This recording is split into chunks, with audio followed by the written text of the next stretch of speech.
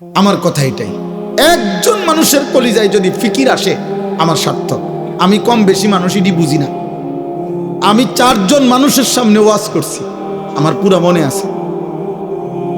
আমি 10 জন মানুষের সামনে, 20 জন মানুষের সামনে, কসম খোদা আমি ঘড়ির ঘন্টায় 4 ঘন্টা টানা 20 জন মানুষের সামনে বয়ান করছি। আমার জীবনের এমন হায়াত গেছে, কাজেই আমি অনেক মানুষ দেখবো কেন? আমি দেখে করবো কি? আমি 1 প্লেট ভাতের জন্য, একটু তরকারির জন্য চোখের পানি ফেলে কাঁদছি। আমার একটু ভালো তরকারি ছিল না খাবারের জন্য। আমি এমন হয়তো 6 মাস গেছে, 1 বছর গেছে, 2 বছর গেছে যে গুনা 2টা পরোটা আর 2 টাকার ডাইল ভাজি আর 2টা পরোটা 4 টাকায় 6 টাকা গুন্না প্রতিদিন নাস্তা করতাম। কোনোদিন এর অতিরিক্ত কিছু খাইতে পারি নাই কোনোদিন।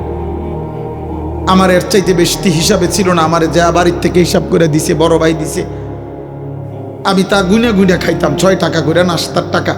1 টাকা বেশি খাইলে আমি পরের দিনের নাস্তার হিসাব দেবো কেমনে? টাকার হিসাব মিলাম কেমনে? আমি জনপ্রিয়তা দিয়া করবো কি আব্বা? আমি তো ইলেকশন করতে নামছি না, আমি তো বুটে দাঁড়াইছি না রে বাপ, যে ধীরে ধীরে আমার জনসমর্থন বাড়তেছে। এখন অনেক লোক হয়, মুসলমান মাহফিলে লোক হয়েছে, তো কি হয়েছে বেটা? হইলেই কি, না হইলেই কি? আমি তোমাদের পরিবর্তন চাই।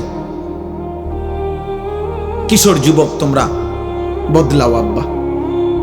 এই নারী ছবি, এই অস্থির দৃশ্য, উলঙ্গ নাচ গান, আর 1 ওয়াক্ত নামাজের সেজদা দাও না। মনে রাখো আব্বা, পাপী আর নাফরমান মৃত্যু হলে এই পৃথিবীর মানুষ তো দূরে থাক, কোন জানোয়ারও স্মরণ করবে না। মনে রাখ, এ মরিয়ে যাবে শুধু বেডি চাইতে চাইতে, নর্তকী দেখতে দেখতে, উলঙ্গ নাচ গান দেখতে দেখতে, আল্লাহর সেজদা না করে কবরে চলে যাইবা আর কি। আর হাসরের ময়দানে তোমার দুনিয়ার তওবা যদি না থাকে, আর আল্লাহ যদি মাফ না করে, জাহান্নামের ফয়সালা যদি হয়, তো ফেরেশতা লাথি দিতে দিতে জাহান্নামে ফেলবে। লাথি দিতে দিতে, লাথি দিতে দিতে। মনে রাখো, ইয়াসলাহা মাজমুমান মাদহুরা। কোরআনে আল্লাহ বলছে জাহান্নামীকে জাহান্নামে নেওয়া হবে ধাক্কাইতে ধাক্কাইতে, অপমান করতে করতে, স্বাভাবিক হেঁটে জাহান্নামী জাহান্নামে যেতে পারবে না। হ্যাঁ, ফায়ুখাযু বিন-নাওয়াসি ওয়াল আকদাম, আল্লাহ বলবেন, আর ফেরেশতারা জাহান্নামীর কপালের সামনের চুল ধরে আর 2 পাও ধরে, আল্লাহ কোরআনে বলছেন ছাগলের বাচ্চা যেভাবে আলগি দেয়, এইভাবে আলগি দিয়ে আসার মার। কোরআনে আল্লাহ বলছেন সুম্মাল জাহিমা সাল্লু, জাহান্নামীকে বান দাও, অতঃপর জাহান্নামে ছুঁড়ে মারো। দেখো, তুমি জিজ্ঞেস করো। এই জন্য দয়া করে নষ্ট হইও না। চরিত্রহীনকে পৃথিবী মনে রাখে না, নাফরমানকে পৃথিবী স্মরণ করে না, পাপীকে মানুষ স্মরণ করে না। ফেরাউন দুনিয়া ভোগ করছে, দুনিয়া কোনো কম ভোগ করে নাই। ফেরাউন বাদশাহ ছিল, খোদা দাবিদার ছিল, ফেরাউন বাদশাহ ছিল, দুনিয়া শতভাগ ভোগ করছে। আজ পৃথিবীতে এই নাফরমান পৃথিবীর মানুষ কোনো কুত্তার নামও ফেরাউন রাখে না। নমরুদ, পৃথিবীর মানুষ কোনো কুত্তার নামও নমরুদ রাখে না। অথচ পৃথিবীতে সবচেয়ে বেশি অঞ্চলের, সবচেয়ে বড় এরিয়া যারা শাসন করছে, তাদের মধ্যে অন্যতম একজন হলো নমরুদ। বলা হয় যার ব্যাপারে যে বিশ্ব শাসন করছে, যে পৃথিবীর সবচেয়ে বেশি এরিয়া যারা শাসন করেছে, তার মধ্যে সে একজন, নমরুদ একজন। কিন্তু আজ পৃথিবী কোনো জানোয়ারের নামও রাখে না। আবু জাহেল এটা কোনো জানোয়ারের নামও কেউ রাখে না। আবু লাহাব এটা কোনো জানোয়ারের নামও কেউ রাখে না। কিন্তু 1450 বছর পরেও আজকে লক্ষ কোটি কোটি ইমানদার, তাদের সন্তানের নাম এক হাবশি কালো গোলাম, যে আল্লাহকে রাজি করেছে, মদিনার বন্ধু রাসূল সাল্লাল্লাহু আলাইহি সাল্লামকে খুশি করেছে, সেই বেলালের নাম কোটি কোটি ইমানদারের নাম।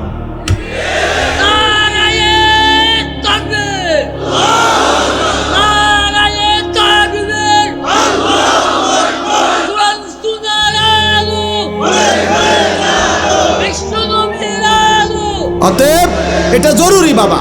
আমি নওজোয়ান, আমি তোমরা আসছো, আমি ধমক দিছি, ঠিক আছে, আমি সত্য কথা বলছি বাপ, ঝগড়ার কারণে না, কারোর সাথে আমার ঝগড়া হয় নাই, আমি তোমাদের সাথে মারামারি করি নাই, তোমার সাথে আমার জমি নিয়ে কোনো বিভেদ নাই, রাজনৈতিক কোনো দ্বন্দ্ব নাই, কোনো কিছুতে কোনো দ্বন্দ্ব নাই তোমাদের সাথে। কলিজার সবটুকু দিয়ে প্রিয় নওজোয়ান, আমি তোমাদের কল্যাণ চাই, পরিবর্তন চাই, তোমরা ফিরে আসো আব্বা। হতে পারে মা বাপ, এই সমাজ, এই দেশ, এই জাতি কেউ তোমারে কিছু বললো না, কিন্তু তুমি আল্লাহর হাত থেকে ছুটবা কেন? ধরে নাও বাবা, তোমার 30 বছরে পৃথিবীর কেউ তোমারে সাহস করে নাই গুনাহ থেকে ফিরাইতে, কিছু বলতে। তুমি চুরি করে গেলা, জিনা করে গেলা, মদ খাইয়া গেলা, জুয়া খেলে গেলা, তুমি উলঙ্গ ছবি আর নারী দেখতেই থাকলা, ঠিক আছে, কেউ পারে নাই তোমার লগে। ধরো তোমার মা পারলো না, বাবা পারলো না, এই সমাজের কেউ তোমারে কিছু বলার মতো সাহস রাখে না, ঠিক আছে আব্বা, কিন্তু আল্লাহর হাত থেকে, কবর থেকে বাঁচবা কেমনে? কোরআনুল কারীমের মধ্যে আল্লাহ বহু জায়গায় বলছে নাফরমানের মৃত্যু এটাই আযাব। মিন ক্বাবলি আন ইয়াতিয়াকুমুল আযাবু বাগতাতান ওয়া আনতুম লা তাশউরুন। আল্লাহ বলছে আমার কোরআন অনুসরণ করো, আযাব আসার আগে আগে হঠাৎ। আর তাফসীরের মধ্যে আছে এই আযাব মানে হচ্ছে মৃত্যু। প্রত্যেক পাপী, খোদার কসম আব্বা, নাফরমান, তার মৃত্যুটাই যখন শুরু হবে, মৃত্যুর প্রথম মুহূর্ত থেকেই তার আযাব, মালাকুল মউত, জান কবজের কষ্ট।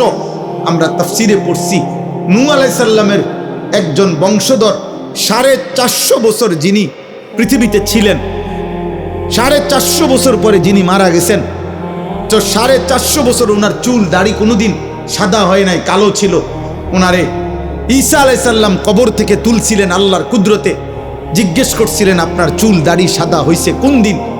হযরত নূহ আলাইহিস সালামের বংশধর বলছে 450 বছর হে আল্লাহর নবী ঈসা, আমার চুল দাড়ি সাদা ছিল না, কিন্তু মালাকুল মউত আজরাইল যখন জান কবজ করে, এই জান কবজের ওই মুহূর্তটা, ওই জান কবজের ওই 10 সেকেন্ড আমার 450 বছরের চুল দাড়ি সাদা বানায় ফেলছে, জান কবজের কষ্টে।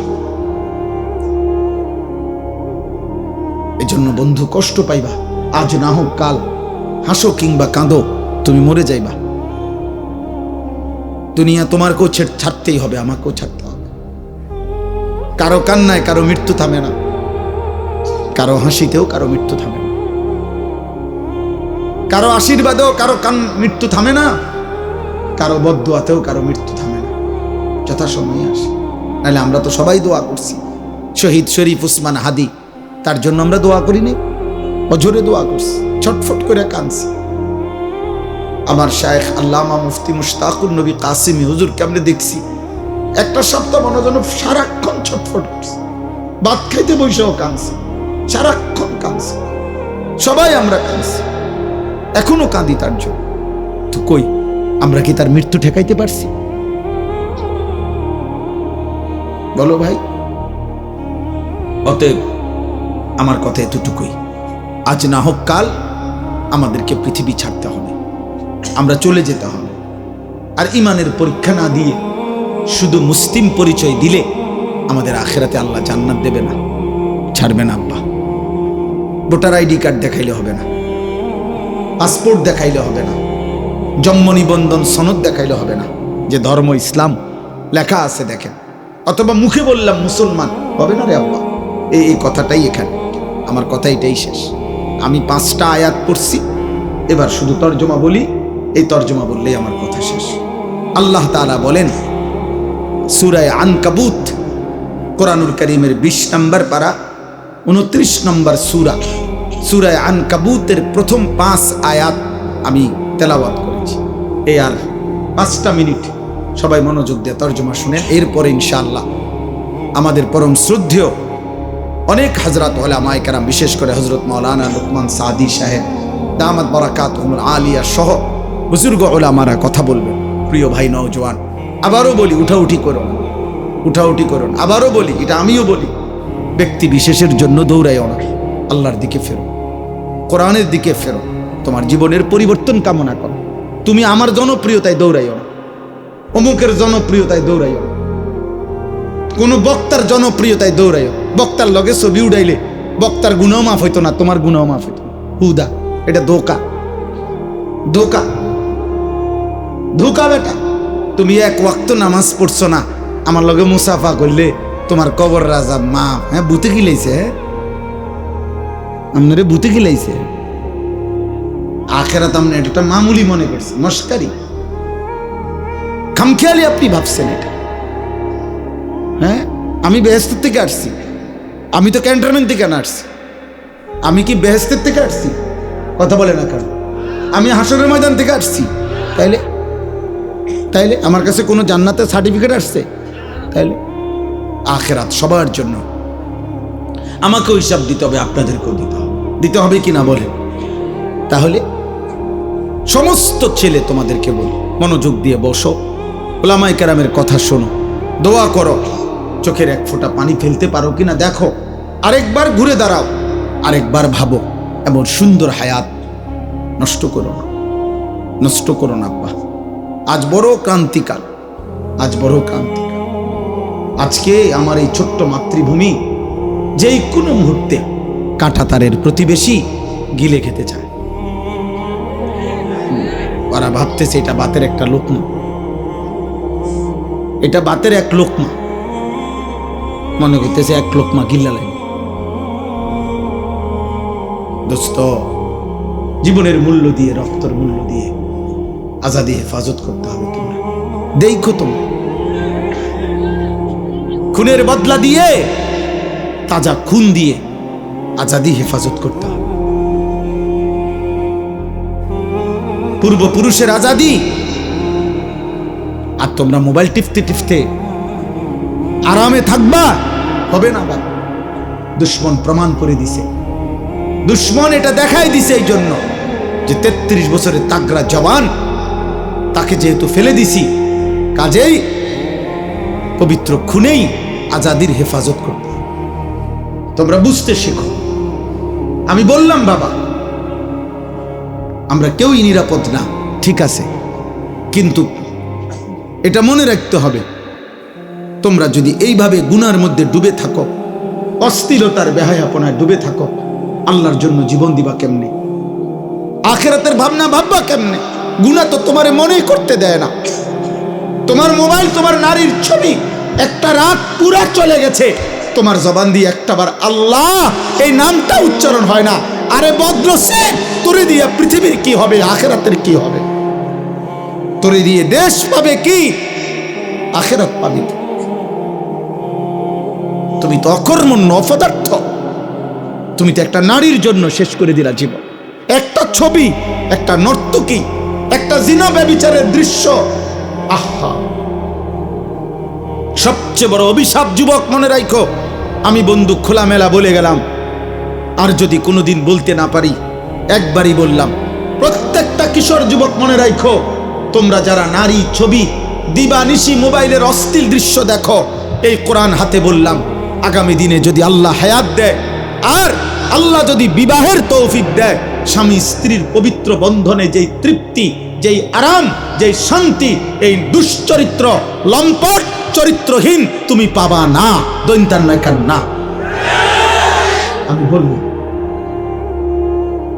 সেদিন দেখবা তোমার বিবিও মনে করবে তে বেড়া অন্য বেডির লগে সম্পর্ক, তুমিও মনে করবা তাই বেডি মনে অন্য বেড়ার লগে সম্পর্ক। এই সন্দিহান যেই ফ্যামিলি, স্বামী স্ত্রীর মধ্যে সন্দেহ, খোদার কসম, ওই ফ্যামিলিতে জাহান্নামের আগুন জ্বলে। সারা পৃথিবীর সমস্ত নাজ ও নিয়ামত যদি এনে দেওয়া হয়, কিন্তু স্বামী স্ত্রীর এই অবিশ্বাস, এইটা আর পৃথিবীতে কোনোদিন কোনো কিছুতে আর সুখ দেয় না। আফসোস হবে এটা। ওই নারী বলবে, ওই মেয়ে বলবে, আমি ঠকছি, আমি এর চাইতে বালা বেড়াত ফাইতাম। ওই ছেলে আফসোস করবে, আমি ঠকছি, আমি মোবাইলে যেসব বেডি দেখছি, এই বেডি তো এর ধারে কাছেও নেই। হ্যাঁ হ্যাঁ, আরে জানো, আর হাসো না।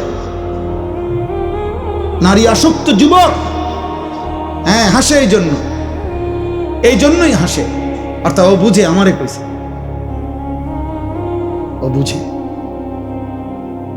অত বুঝে যে আমারে বলছে, আমি তো দুশ্চরিত্র, এই তো গুনার কথা বললে হাসি আইলো কেন? বলো বাবা, এ তো জানোয়ারে রাখলাম, পশু রাখলাম। হালাল হারাম যার কাছে নাই, তুমি বলো। আমার কথা রাগ হইলে প্রতিবাদ করো, নাই তো তুমি প্রমাণ করো। হালাল হারামের পার্থক্য যার মধ্যে নাই, এটা জানোয়ারের স্বভাব। তুমি দেখো, একটা কুকুরের স্বভাব দেখো, একটা শূকরের স্বভাব দেখো, যে পায়খানা তো মুখ দেয়, বিরিয়ানি তো মুখ দেয়, তো তার কাছে তো হালাল হারাম নাই। তো এইটা তো পশুর স্বভাব। মদও খায়, মধুও খায়, সালামও দেয়, গালিও দেয়, হালাল টাকাও নেয়, সুদের টাকাও নেয়, মাকেও দেখে, মোবাইলের নর্তকীও দেখে, আপন স্ত্রীকেও দেখে, আবার উলঙ্গ ছবিও দেখে। তার কাছে কোনো হালাল হারাম পার্থক্য আছে? এটা মানুষের স্বভাব, এটা জানোয়ারের স্বভাব, পশুর স্বভাব। এখানেই শেষ হবে না বাবা, তুমি তো মরে যাইবা, আখিরাতে ফিরতে হবে, এবং দুনিয়ার জীবনটাও কষ্টকর হবে। আমি এই জন্য হাত জোর করে বলি, আগামীর সময়টা তোমরা কষ্ট পাইবা। তোমাদের অধিকাংশ ছেলের চেহারা দেখে বোঝা যাচ্ছে বেনামাজ। এখানের অধিকাংশ ছেলে, এখানে যদি 1000 ছেলে হও, তো 900 ছেলের চেহারা দেখে মনে হচ্ছে বেনামাজ। কষ্ট পাইবা। আমি বলে গেলাম, আমার নাম মনে রাখো, আমার নাম আনিসুর রহমান। আজ না হয় কাল আমি চলে যাব পৃথিবী থেকে। কোন দুশ্মন হয়তো আমগরও এই পৃথিবী থেকে সরায় দিবে, তে কোনো সমস্যা। আমি বলছি সব সময়, আমার ছোট্ট বুঝ, গুলি করুক আর গুম করুক, হত্যা করুক আর খুন করুক, আর যাই করুক, যে যাই করুক, শেষ পর্যন্ত আমারে আমার রবের কাছেই তো ফেরত পাঠাবে। তো আর অসুবিধা কি? তিনি ইনসাফ করবেন, তিনি তোর জুলুম করবে না, খালাস। অসুবিধা কি? যেখান থেকেই যে আমারে ধাক্কা দোক আর লাথি দোক, তা আমারে তো শেষ পর্যন্ত ফিরাবে কার কাছে? আল্লাহর কাছে না? আর সমস্যা কি? আর সমস্যা কি? আল্লাহ আমাদেরকে হেফাজত করেন। আলিফ লাম মিম, এটা কোরআনের মুজিজা। কোরআনুল কারীমের 29টি সূরার শুরুতে এরকম অক্ষর উল্লেখ করে আল্লাহ প্রমাণ করেছেন, কোরআন আমার বন্ধু মুহাম্মদের নিজের বানানো নয়, আমি আল্লাহর বানানো। আর এগুলোর অর্থ আমি আল্লাহ বলি নাই, আমার রাসূলকে কাউকে বলতে নিষেধ করেছি। অতএব পৃথিবীর কোনো কাফের বেঈমান যদি মনে করে যে কোরআন আমার বন্ধু মুহাম্মদের বানানো, তাহলে তারা এর অর্থ বলে দিক কি বুঝাইতে চাইছে, কেউ পারে নাই। অতএব প্রতিবার প্রমাণিত হয়েছে কোরআন আল্লাহর কালাম। আহাসিবান নাসু আন ইউতরাকু আন ইয়াকুলু আমান্না ওয়া হুম লা ইফতানুন। এই যে কথা শেষ, শোনো ভাই, বাবা সবাই শুনেন, আমিও শুনি, আপনারাও শুনেন, সবার জন্যই সম্বোধন।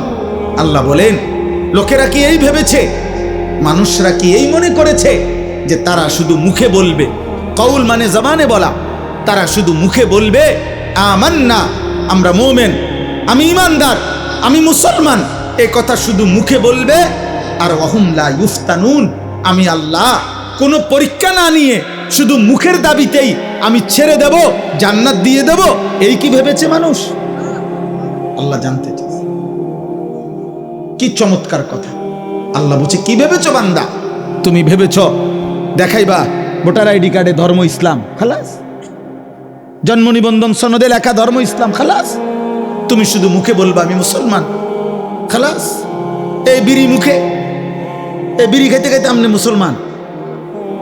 60 বছর বয়স, আপনি অনুবয়ে বয়ে চা দোকানে, রঙিন টেলিভিশনে নর্তকীর নাচ দেখেন প্রতিদিন, আপনি মুসলমান। জান্নাত আপনি লেগে রেডি নাকি? আচ্ছা যাই নারী, আপনি কিতা মনে করছেন জান্নাত? আপেল আর মালটা, হ্যাঁ, বনার চা দিয়ে ভিজাইয়ে খাওয়ান। আখেরাত কিতা? কুটমুড়ি আর পেঁয়াজু। আল্লাহ তাআলা বলেন, ওয়ালাকাদ ফাতান্নাল্লাযীনা মিন ক্বাবলিহিম, আমি আল্লাহ প্রত্যেক যুগে, সেই আদম নূহ থেকে প্রতি জামানায় যারাই ঈমানের দাবি করেছে, ঈমান এনেছে, আমি আল্লাহ তাদের পরীক্ষা নিয়েছিলাম। কি নিয়েছিল বলেন? পরীক্ষা নিয়েছি, পরীক্ষা। আল্লাহ বলেন পরীক্ষা না নিয়ে কোন ইমানের দাবিদারকে আমি আল্লাহ ছেড়ে দেই নাই। ফালা ইয়ালামান্নাল্লাহুল্লাযীনা সাদাকু ওয়া লা ইয়ালামান্নাল কাযিবিন। আল্লাহ তাআলা বলেন পরীক্ষা করে আমি আল্লাহ জেনে নিয়েছি ইমানের দাবিতে কে সত্যবাদী আর কে মিথ্যাবাদী। পরীক্ষা দিতে হয়েছে। পরীক্ষাটা কি? এই দুনিয়ার পুরা হায়াত আল্লাহর ইবাদত, আল্লাহর হুকুম, এটাই পরীক্ষা। প্রতিবার নামাজের ওয়াক্ত এটাই পরীক্ষা, আমি পড়ছি না ছেড়ে দিচ্ছি। প্রতিবার হালাল হারামের মুহূর্ত পরীক্ষা, আমি আল্লাহর হুকুম পালন করছি নাকি অবাধ্যতা করছি। প্রতিবার নারী সামনে আসলে, মোবাইলে হোক আর রাস্তায় হোক, বাড়িতে হোক ঘরে হোক, পরীক্ষা, আমি কি দেখছি না চোখ নামাচ্ছি। খালাস। প্রতিবার টাকা সামনে আসলে পরীক্ষা, আমি কি হালাল নিচ্ছি না হারাম নিতেছি। খাবার সামনে আসলে পরীক্ষা, আমি কি হালাল খাচ্ছি না হারাম খাচ্ছি। সোজা কথা, মৃত্যু পর্যন্ত আমাদেরকে পরীক্ষা দিতে হবে। দুনিয়া দারুল মিহান, দুনিয়া দারুল ইমতিহান, দুনিয়া দারুল আমাল। দুনিয়া হচ্ছে পরীক্ষার ঘর, দুনিয়া হচ্ছে আমলের ঘর, দুনিয়া হচ্ছে মেহনতের ঘর। আখিরাত হলো দারুল জাযা, ফলাফলের ঘর, দারুল হিসাব, হিসাবের ঘর। মেহনত এখানে, হিসাব ওইখানে। আমাদের কিছুদিন আগে একজন বড় বুজুর্গ ইন্তেকাল করছেন, হযরত মাওলানা পীর জুলফিকার আহমদ নকশবন্দি রাহমাতুল্লাহি আলাইহি। এই মহান বুজুর্গ পৃথিবী বিখ্যাত মানুষ ছিলেন। হযরতের একটা বক্তব্যে উনি বলছিলেন যে এক মুমিনের জীবনের তিনটা। এক, মুমিনের জীবন মৃত্যু পর্যন্ত মেহনত, ঈমান আমলের মেহনত, গুনাহ ছাড়ার মেহনত।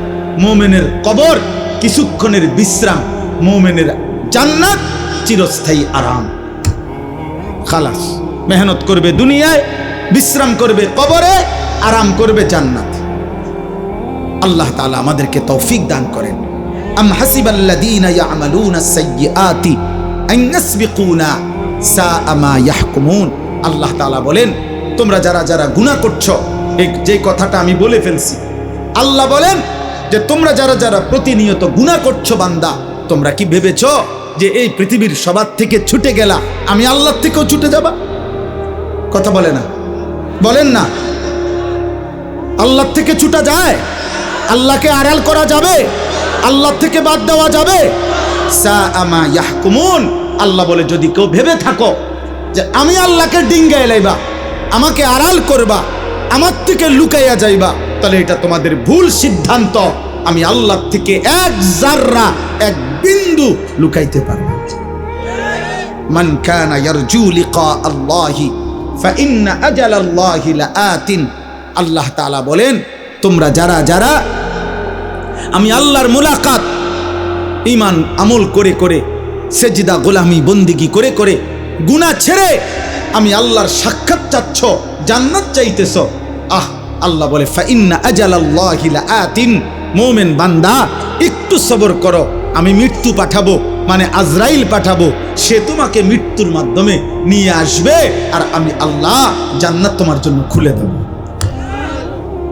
ওয়াহুয়াস সামিউল আলিম। যে যাই করছো আমি শুনি, যে যাই করছো আমি জানি, ভালোটাও জানি, মন্দটাও জানি, গুনাহটাও জানি, নেকিটাও জানি। লা তুকাল্লাফু ইল্লা নাফসাকা।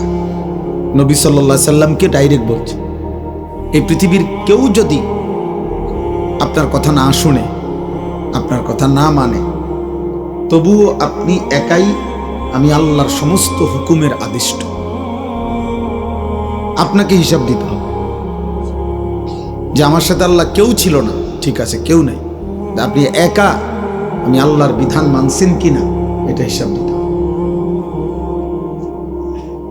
এজন্য স্পষ্ট হাদিসের মধ্যে আছে, আল্লাহর এমন অনেক নবী ছিল পৃথিবীতে পূর্বে, যার সাথে তার ইমানদার অনুসারী একজনও ছিল না। লাইসা মাআহু আহাদ। ওনার সাথে কেউ ছিল না। তাহলে ওনার সাথে যখন কেউ ছিল না, তো আল্লাহর যে বিধানগুলো তো ওনার কাছে আসছে, তো সেটা কে পালন করছে? উনি নিজে। কে পালন করছে বোঝেন নাই? কে?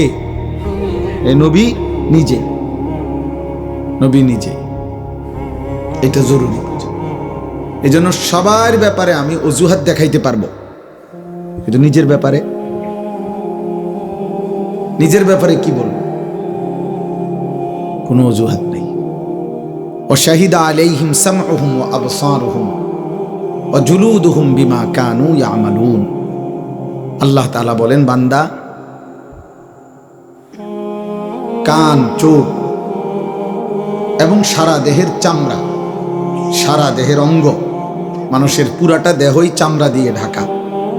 আল্লাহ তাআলা বলেন এই কান, চোখ, চামড়া মানে সারা দেহ তোমার পুরা জিন্দেগীর যাবতীয় বিষয় সম্পর্কে, কর্মকাণ্ড সম্পর্কে শাহিদা, সাক্ষ্য দেব, কথা বলবে। আমি আল্লাহর সামনে কথা বলব। ক্বালু লিমা শাহিদতুম আলাইনা। নাফরমান বান্দা বলবে, হায় আমার দেহ আমার বিরুদ্ধে কেমনে সাক্ষ্য দিল, কেমনে দিলা সাক্ষ্য? আর তোমরা সারা দেহের সারা অঙ্গ কথা বলতে জানো, এটাও তো জানতাম না। ভাবছিলাম শুধু জিহ্বা না কথা বল। এখন দেখি তোমরা হাতও কথা বলতে জানো, পাও কথা বলতে জানো। তো তোমাদের এই যোগ্যতা আছে, তোমরা বললা না, আমার এদিকে কোনোদিন কইলা না। ক্বালু আনতাকানা আল্লাহুল্লাযী আনতাকা কুল্লা শাই। সারা দেহের অঙ্গ প্রত্যঙ্গ বলবে, হে আল্লাহর বান্দা, আজ এই হাসরের ময়দানে সবকিছুর জবান খুলে দিয়েছেন যিনি, আমাদের জবানও খুলে দিয়েছেন তিনি। এজন্য তাফসীরের মধ্যে আছে ওয়া আখরাজাতিল আরদু আসকালাহা। এই আয়াতের তাফসীরে আছে নবী সাল্লাল্লাহু আলাইহি সাল্লাম বলেন, কিয়ামতের দিন মানুষের জমা সমস্ত সম্পদ, মাটির নিচের সঞ্চিত সমস্ত সম্পদ, সবকিছুই কিয়ামতের দিন কথা বলবে। শুধু মানুষ না, স্বর্ণ রৌপ্য সম্পদগুলো কথা বলবে, আল্লাহ আমাকে চুরি করছে, আল্লাহ এই পরিমাণ ডাকাতি করছে, এই পরিমাণ আত্মীয়তার সম্পর্ক ছিন্ন করে আত্মীয়ের হক নষ্ট করছে, এইভাবে বলবে। এবং প্রত্যেক অবৈধ তো ওই ব্যক্তিকে, এই নাফরমানকে ওই সম্পদ ডাক দিবে, আইনা সারিক, আইনা কাতিউত তরিক, আইনা কাতিউ রাহিমিন। দিগায়, এই বেটা দিগা, এ পরিমাণ সম্পত্তি তুমি চুরি করেছ, আজ আরো না। এইভাবে কথা বল। এরপরে কোরআনুল কারীমের স্পষ্ট আয়াত আছে, এরপরের আয়াতেই আছে ইয়াউমাইদিন তুহাদ্দিসু আখবারাহা। এই জমিন, মাটি আল্লাহ তাআলার কাছে সেদিন কথা বলবে, আখবারাহা, সে তার তলদেশে জমানো সমস্ত কথা সেদিন শোনাবে, আল্লাহর কাছে আলাদা আলাদা বলবে। তাইলে দোস্ত, ছেলেরা, বাবা, মনে রাখ, এই জনপ্রিয়তা, হুলস্থুল, হাঙ্গামা, ছবি তোলা, লাফালাফি করা, ফালাফালি করা, এগুলো একবারে ধোঁকা, ফালতু জিনিস। হুজুরদের ব্যাপারে এগুলার কোনো ফায়দা নেই। আখিরাতের বিষয়ে এগুলার 2 পয়সার কোনো মূল্য নেই। এখানে যদি 1 কোটি মানুষ হয় তাহলে আমার কবরের আযাব মাফ হবে না। এখানে যদি 1 কোটি মানুষও হয়, আপনাদের কারো কবরের আযাব মাফ হবে না। কাজেই এই জনপ্রিয়তা দিয়ে আমি বা করবো কি, আপনারাই বা কি করবেন?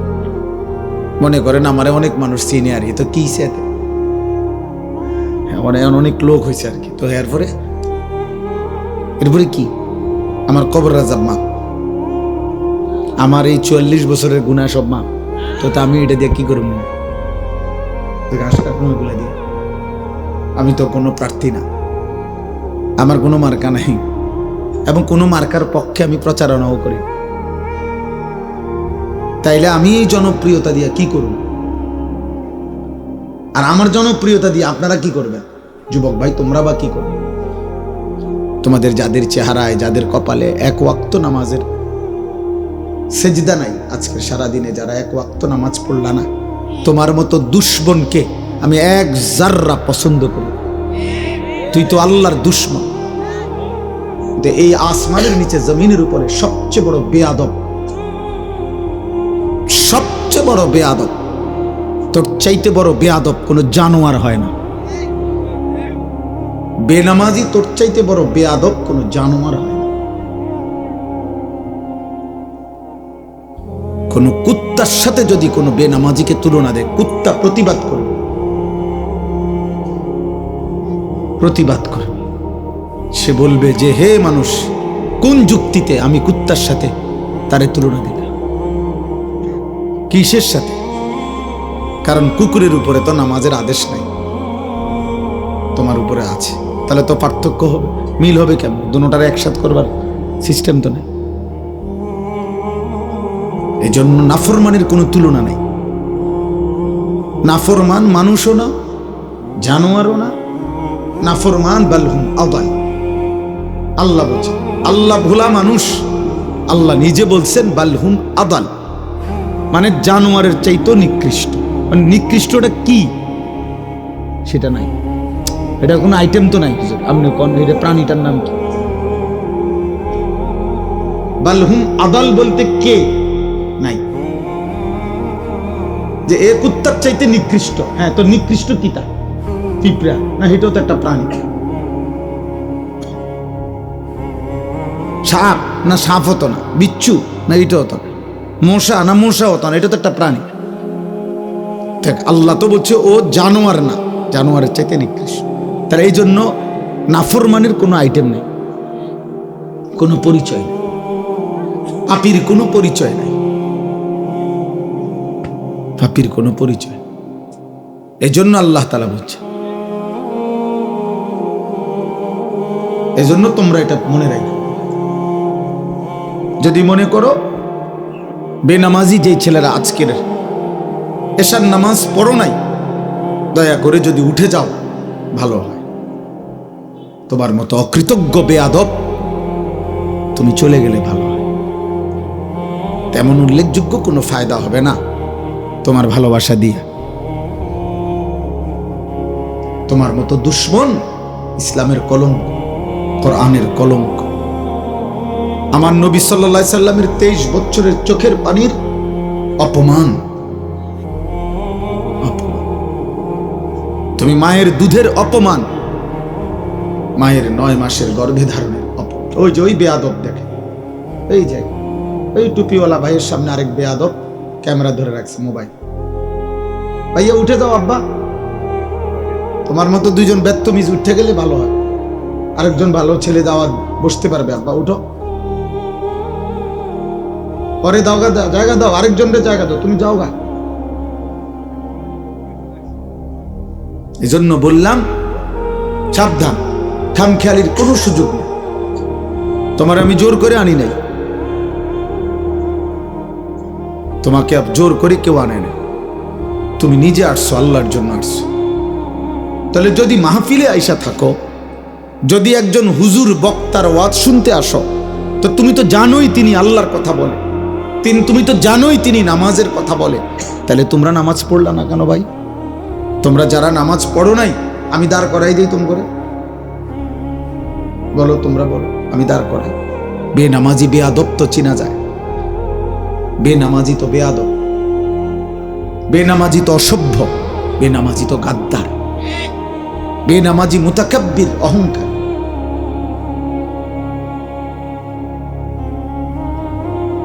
এই জন্য বলছি, প্রয়োজনে জিদ করে চলে যাও, বলে আমনের মতো হুজুরের ওয়াজ শুনলাম না, আমনের মতো ব্যাড হইতে কইলাম না। আপনি জান আমি কি ভোটের জন্য আসছি যে আপনার হাত পা ধরে ভোট চাই? আখিরাতের জন্য আসছি, আল্লাহর কথা মনে করাই দিতে আসছি। এই জন্য অকৃতজ্ঞ সন্তান মুসলমানের ঘরে জন্ম নিয়ে বাবা মা মুসলমান হওয়ার পরে, চারিদিকে এত মসজিদ মাদ্রাসা থাকার পরে, প্রতিদিন নামাজের আজান হয়, চারিদিকে তোমার মহল্লার মধ্যে প্রত্যেক মসজিদে তোমার সামনে কিছু না কিছু মানুষ নামাজে যায়, তোমার ঘরের কেউ না কেউ নামাজ পড়ে, তোমার বংশধরের কেউ না কেউ নামাজ পড়ে, তোমার আপনজন আত্মীয় স্বজনের কেউ না কেউ হাফেজে কোরআন, হয়তো চাচাতো ভাই, মামাতো ভাই, ফুফাতো ভাই, তোমার মা, চাচি, দাদি, নানি অনেকেই নামাজ পড়ে, তোমার ফ্যামিলির অনেকেই নামাজ পড়ে।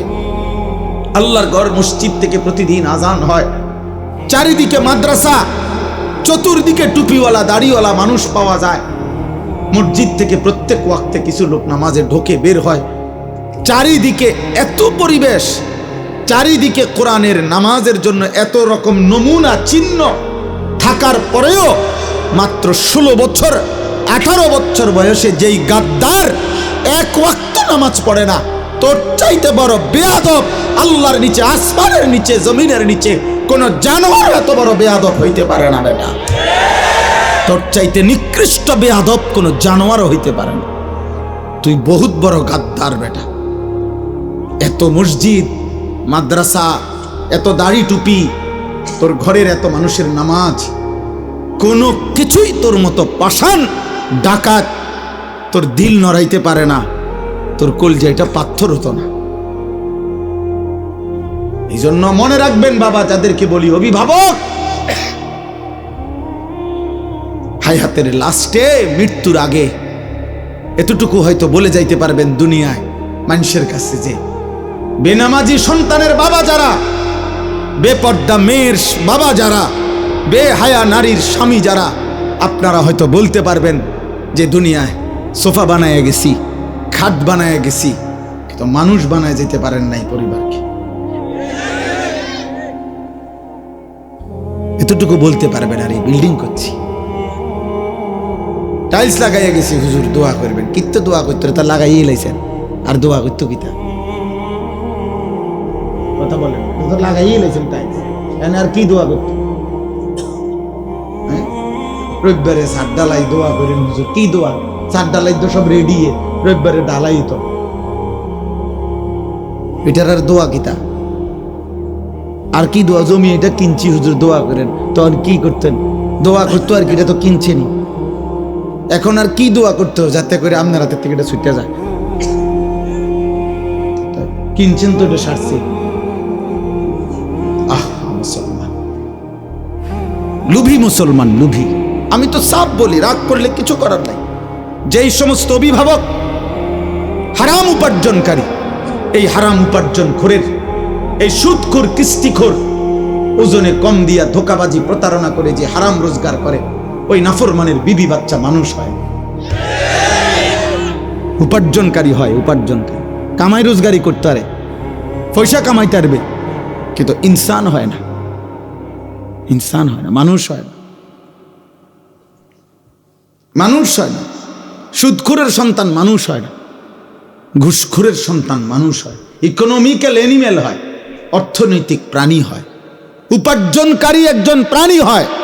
যে আবার আপনি 60 বছর রোজগার করছেন, এবার আপনার ফুতে কামাই করে, কয়দিন পরে আপনার নাতিও পয়সা কামাই করবে, এই আর হয়েছে। তো আগে আপনি 30 বছর দোয়ানদারি করছেন, অনহেতে করে আর আপনার ফুতে দোয়ানদারি করে। আল্লাহর রহমতে আপনি খাস দোয়া করে দেন, এরপরে আপনার নাতিয়ে বন বেচব, একের আপনার খাঁটি দোয়া পাইছে আপনার নাতিয়ে, আল্লাহর রহমত বন বেছে, চা বেছে, হ্যাঁ খাস দোয়া করে দিছে, হুজুর দিয়ে দোয়া করাই দিচ্ছেন, দে খাট দোয়া একের খাস কবুল হয়েছে, আল্লাহর রহমত আপনি যেটা করছেন হ্যাঁ ওইটা করে, দোয়া কবুল হয়েছে। বাপফুর দুজনে বন বেছে, দুনিয়া মিলছে, দুনিয়া প্রত্যাশা পূরণ হয়েছে, আহা মুসলমান মনে করে দোয়া কবুল হয়েছে। আফসোসের বিষয়, আফসোসের বিষয়।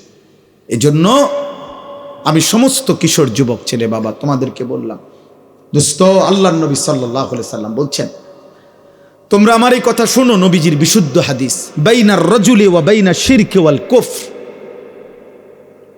নবী সাল্লাল্লাহু আলাইহি সাল্লাম বলছে, কোন ব্যক্তি কি মানুষ নাকি মুশরিক না কাফের? নবীজি বলছে এটা চিনার উপায় তারকুস সালাহ, নামাজ পড়া বা না পড়া। যেন আল্লাহর রাসূল বেনামাজিকে যেন মানুষ বলতেই রাজি না। এই জন্য নবীজি বলছে লোকটা কি মানুষ না মুশরিক, এটা একটা রিওয়ায়াত, বাইনার রাজুলি ও বাইনা শিরকি ওয়াল কুফর। মানুষ এবং মুশরিকের মধ্যে তফাৎ নামাজ পড়া বা না পড়া। এই জন্য তুমি কি মানুষ না মুশরিক, এটা চিহ্নিত করার উপায় নামাজ। নামাজ এজন্য নামাজবিহীন জীবন মানুষ হওয়ার অনুপযুক্ত, মানুষ হওয়ার অনুপযুক্ত। দয়া করে এই জন্য বাপ, তোমাদের সবগুলো ছেলে, তোমরা সারা বাংলাদেশ থেকে আসো নাই, সর্বোচ্চ 30 কিলোমিটার জায়গা, 20 থেকে 30 কিলোমিটার জায়গা থেকে তোমরা আসছো, আশপাশ থেকেই আসছো। এই পরিমাণ নওজোয়ান মাশাআল্লাহ ছুটে ছুটে আসছো, তাইলে তোমরা নামাজ পড়লা না কেন বলো? একজন মৌলবী চিনলা, একজন হুজুর চিনলা, একজন বক্তা চিনলা, দোস্ত আল্লাহ চিনলা না কেন? মালিক চিনলা না কেন? আমি শুনতেছিলাম কেউ একজন বলতেছিলেন, আমি তো সারা জীবন এটা বলি, কোনো ব্যক্তি বিশেষের কারো সুর ভালো, কারো টান ভালো, কারো হুঙ্কার ভালো, কেউ কান্দা কইলে ভালো লাগে, কেউ হাসাইলে ভালো লাগে। এক এক বক্তার এই সমস্ত এক এক ঢং, এই ঢং দিয়ে তুমি কি করবা ভাই? ব্যক্তি বিশেষের এই ঢং দিয়ে তুমি কি করবা? তুমি মনে করো জানো আর কি, যে আমি এরকম 10 জন বক্তা জানি কার কি বৈশিষ্ট্য, অমুকের সুর ভালো, অমুকের টান ভালো, অমুকে হাসাইলে ভালো, অমুকে কাইন্দা কাইন্দা বললে ভালো, অমুকেরটা হুঙ্কার দেয় ভালো, তো তুমি এরকম নকল করিলা অথবা বলতে পারলা, তো এটা কৃতিত্ব কি? আখেরাতের ফায়দা কি এতে? বলো না ভাই, বলো ছেলেরা, বলো আব্বা, আখেরাতের ফায়দা কি বাবা বলো? কে তোমাদেরকে আল্লাহ ভুলাই দিল? কে তোমাদেরকে মনিব ভুলাই দিল? কে তোমাদেরকে সৃষ্টিকর্তা ভুলাই দিল? আমি উদাহরণ দেই, এই পৃথিবীর উদাহরণ দেখো, যে কোনো বাবা ভাই, আমিও, যে একটা মানুষ যদি, আমি যদি একটা লোককে, একজন মানুষকে যদি আমি, যে আপনার নাম কি ভাই? ফাহিম মিয়া, বসেন। মনে করেন আমি ওরে আজকে 5 বছর ধরে তাকে আমি প্রতি মাসে 2,000 টাকা দেই, তারে জামা কিনে দিছি, কাপড় কিনে দিছি, পড়ালেখার খরচ দিছি, যেভাবে হোক আজকে 5 বছর তাকে আমি সার্বিক সহযোগিতা করছি। প্রতি মাসে মনে করেন তার পিছনে আমার 5,000 টাকা করে খরচ গেছে। তাইলে 5,000 টাকা করে যদি খরচ যায়, 5 12 60,000 টাকা, বছরে 60,000 টাকা তার পিছনে আমার গেছে। তাইলে 5 বছরে 5 60 কত? 3 লাখ টাকা, 3 লক্ষ টাকা খরচ করছি। মনে করেন আমি 5 বছর পরে যদি সে এখন আমারে যদি না চিনে, আমার অকৃতজ্ঞতা করে, আমার থেকে চোখ ফিরায় নেয়, তখন বিবেকবান মানুষ, দুনিয়ার মানুষ কি কয়? যে কিরে তুই মানুষের বাচ্চা নি রে, তুই কি একটা মানুষের বাচ্চা? আজকে 5টা বছর তোর লাগে আমি কি না করলাম, আজ তুই এখন আমারে চেনস? তাইলে মাত্র 3 লাখ টাকার কৃতজ্ঞতার জন্য যদি মানুষ এটা বলতে পারে, তো আল্লাহ তাআলা এত বড় কায়নাত, এত বড় আসমান ও জমিন, রাত্র দিন, প্রতিটা নিঃশ্বাস, প্রতিটা হৃদয়ের স্পন্দন, হার্টবিট, 24 ঘন্টার এই নাজ ও নিয়ামত দিয়ে যেই নাফরমান বান্দা 365 দিনে, খোদার 1 বছরে কোনোদিন 5 ওয়াক্ত নামাজ পড়ে নাই, ওই মানুষের বাচ্চা হয় কেমনে? ওই মানুষের বাচ্চা বলে হবে কেন বলেন? হ্যাঁ কেন, কিভাবে হবে? কিভাবে মানুষের বাচ্চা হবে সে? এত বড় মালিকের এত অকৃতজ্ঞ হয় মানুষ? কোরআনুল কারীমের মধ্যে আছে, আল্লাহ তাআলা বলছে, হে বন্ধু, সমস্ত মুশরিক, এই বেটা মূর্তি পূজক যারা মুশরিক, 360 দেবতার পূজা করত যারা, বেটা রাসূলুল্লাহ সাল্লাল্লাহু আলাইহি সাল্লামের জামানে মক্কার গলিতে গলিতে যারা মূর্তি পূজক ছিল, কাবা ঘরের মধ্যে যারা 360 দেবতার পূজা করত, খোদার কসম কোরআনে আছে, আল্লাহ সেই নবীকে বলছে, বন্ধু এই সেই লোকগুলো, এই কাফেরগুলো, এই মূর্তি পূজকগুলোকেই বলেন যে তাদেরকে জিজ্ঞেস করেন, মান খালাকাস সামাওয়াতি ওয়াল আরদ, আসমান ও জমিনের এই সব কে সৃষ্টি করেছে? আল্লাহ বলছে, বন্ধু তারাও বলবে, এই বেঈমানও বলবে, ফাসায়াকুলুনা আল্লাহ, তারাও বলবে আল্লাহ। এক মূর্তি পূজক মুশরিক বেটা, বেঈমান, যে 60 বছর পাথরের মূর্তির পূজা করে, সেও তো আল্লাহ চেনে। তো তুমি মা মুসলমান, বাবা মুসলমান, দাদা মুসলমান, বৌরা বংশ মুসলমান, চারিদিকে মুসলমান, আহা তুমি আল্লাহ চিনো না? বলো একটা ছেলে, বলো বাবা, একজন ছেলে বদলাও, একজন, আমার সোজা কথা, একজন ছেলে বদলাও। আমি লম্বা ওয়াজ করতে চাই না।